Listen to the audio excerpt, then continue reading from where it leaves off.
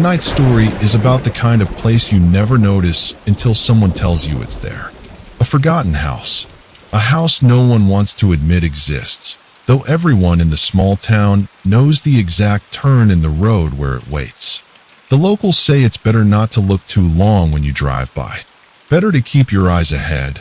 Or, they warn, the house will notice you backed. At the edge of this forgotten street stands a 3-story home. Its roof bent like broken bones, its walls sagging with the weight of decades. No records of anyone ever living there exist. No deed, no name, nothing. Yet, somehow, there are always faint. And so, carrying only his handheld camera, a flashlight, and a recorder, he crept to the house just after midnight. His idea was simple. He would film the entire experience, prove there was nothing inside, and post it online for views. At first, the yard was silent, still, except for the crunch of dead leaves beneath his feet. The gate opened on its own, shrieking like a dying thing. The moment Daniel stepped inside, the air changed. It was heavier. He breathed deep and shivered as if someone had brushed icy fingers down his spine. Inside, the walls were damp, gray with mold, and layered with peeling wallpaper that looked like torn skin. His flashlight beam skipped over broken furniture, all of it coated in dust. Every step echoed louder than it should have, as though the house had been waiting to hear him move. Daniel whispered jokes to himself, trying to lighten the mood, but his voice sounded wrong in the house. It came back strange, lower, like someone else repeating his words a half-second too late. He stopped recording for a moment, frowned, then pressed on deeper. The farther he went, the colder it grew.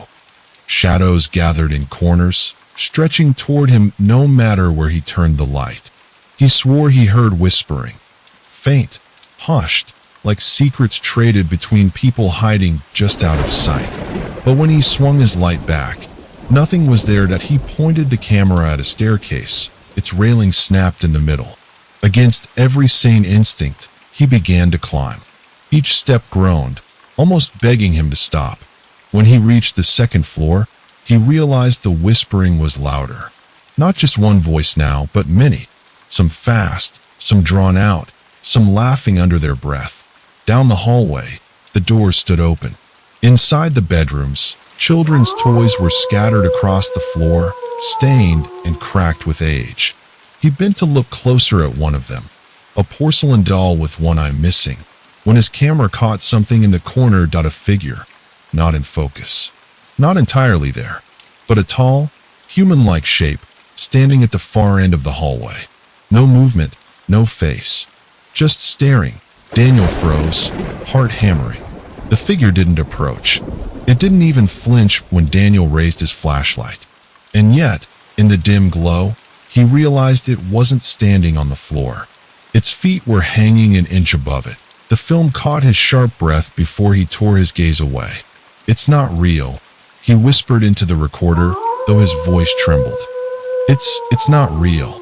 But when he looked back, the figure was gone. He pressed on, more desperate now, into the farthest room of the top floor. This room was different. It had the smell of something recently burned. His flashlight flickered, and for just a moment, he thought he saw fresh claw marks across the walls, like something had been raking the surface with bloody hands. But as quickly as he noticed, the flashlight went out entirely. He smacked the flashlight, panic rising. That's when he realized he wasn't alone in the room anymore.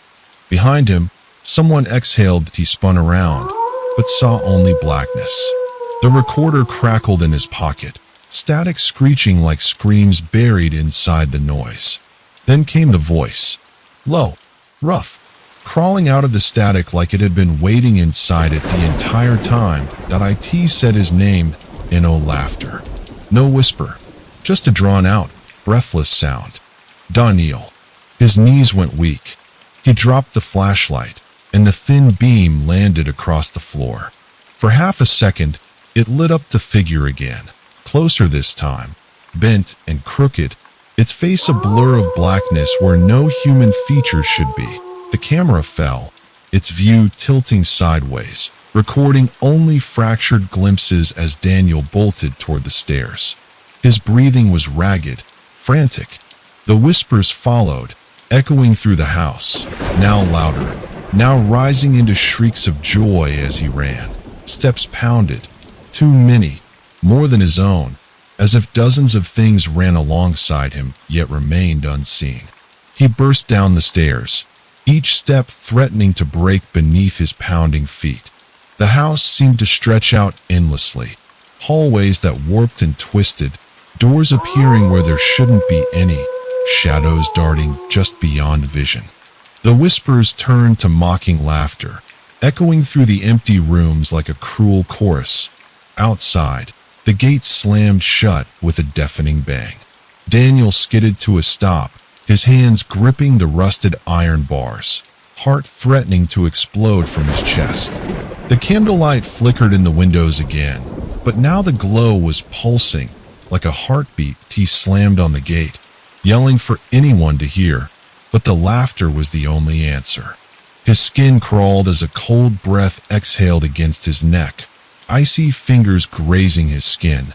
Tearing himself away, Daniel ran down the street blindly, never once daring to look back.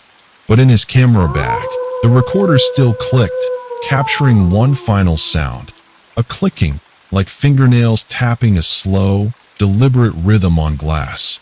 And then silence, not a whisper, not a shadow, just silence. Daniel never returned to that house. The footage from his camera went unexplained, static, shadows, and that final chilling voice saying, "See you soon." Because some houses don't want visitors, and some shadows never forget.